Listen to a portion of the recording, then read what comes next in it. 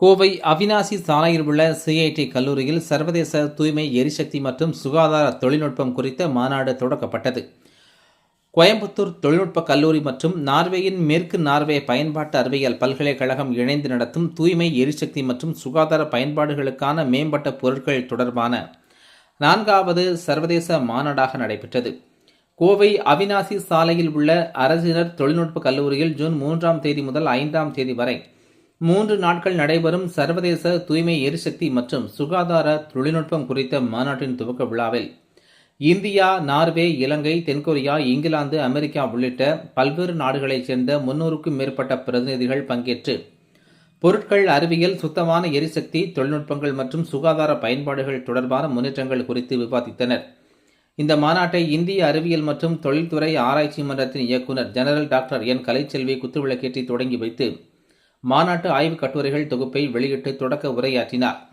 தொடக்க நிகழ்ச்சிக்கு சிஐடி கல்வி நிறுவனங்களின் தலைவர் மற்றும் தாளாளர் சந்தோஷ் மற்றும் நார்வேயின் HVL பல்கலைக்கழக பேராசிரியர் குன்னாரி இட்ரி ஆகியோர் தலைமை வகித்தனர்.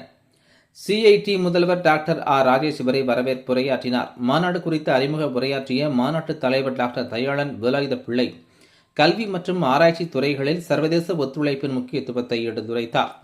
HVL தற்போது இந்தியாவில் 9 கல்வி நிறுவனங்களுடனும் இலங்கையில் 5 கல்வி நிறுவனங்களுடனும் இணைந்து செயல்பட்டு வருவதாக அவர் குறிப்பிட்டார்.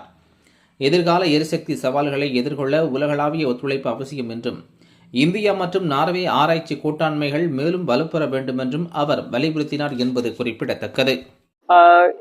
கோயம்புத்தூரில் இருக்கின்ற சிஐடி வளாகத்திலே பன்னாட்டு அறிஞர்கள் கலந்துரையாடுகின்ற ஒரு மிக முக்கியமான அறிவியல் நிகழ்வு.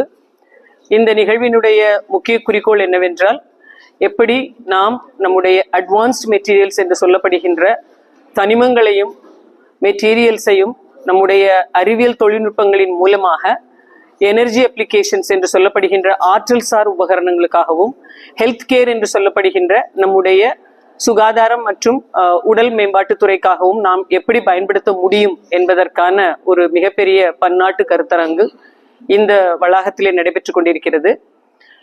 இந்த பன்னாட்டு நிகழ்விலே India, Sri Lanka, south Korea, Norway போன்ற 4 நாடுகளில் இருந்து 50க்கும் மேற்பட்ட அறிஞர்கள் கலந்து கொண்டுள்ளனர். 500க்கும் மேற்பட்ட ஆராய்ச்சியாளர்கள் இதிலே பங்கேற்பதாக எனக்கு சொல்லப்பட்டிருக்கிறது. இந்த கருத்தரங்கிலே எப்படி ஆற்றல் சார் உபகரணங்களை நாம் பன்னாட்டு தொழில்நுட்பங்களுக்கு இணையாக இந்தியாவிலே உருவாக்க முடியும் என்ற முனைப்புடன் மற்ற நாடுகளின் கலந்துரையாடலின் பேரில் நம் இந்திய விஞ்ஞானிகளாலும், இந்திய மாணவர்களாலும், இந்திய ஆராய்ச்சியாளர்களாலும் எவ்வளவு சீக்கிரமாக நாம் இந்த துறையிலே உலகளாவிய முன்னேற்றத்தை அடைய முடியும் என்ற ஒரு மிகப்பெரிய எதிர்பார்ப்புடன் இந்த கருத்தரங்கம் நடைபெற்றுக் கொண்டிருக்கிறது. இந்த கருத்தரங்கத்தினுடைய துவக்க விழாவிலே பங்கேற்ற நாங்கள் அனைவரும் மிகவும் சிறப்பாகவும் மகிழ்ச்சியாகவும் உணர்கின்றோம். இந்த கலந்துரையாடல்களினுடைய முதல் கட்டமாக எங்கள் எல்லோருக்கும் ஒரு புதிய நம்பிக்கை, புதிய தெம்பு கிடைத்திருக்கின்றது.